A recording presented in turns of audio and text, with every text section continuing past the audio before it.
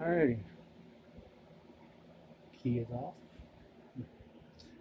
breaker is off,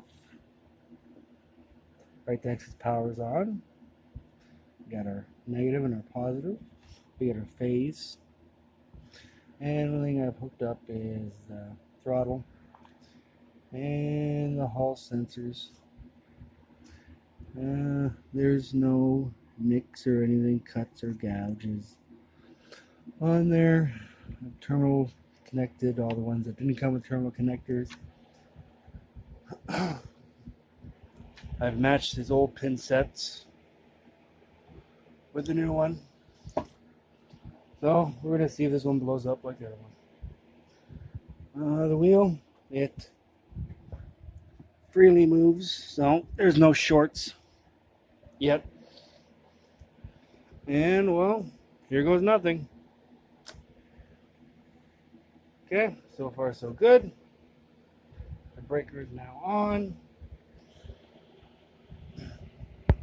We have the learning wire connected.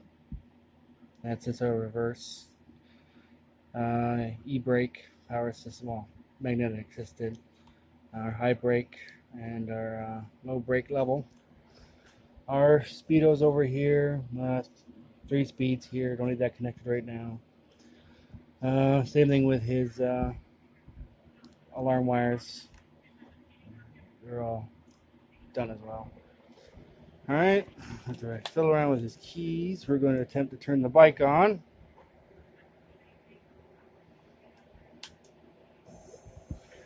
And we now have success.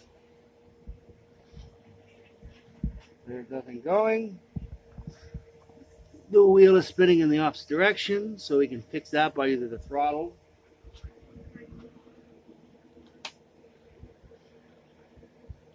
or just jumping the wires. I've redone this again, and now the wheel looks like it's rotating in the correct direction. So now all to do is just disconnect the learning wire and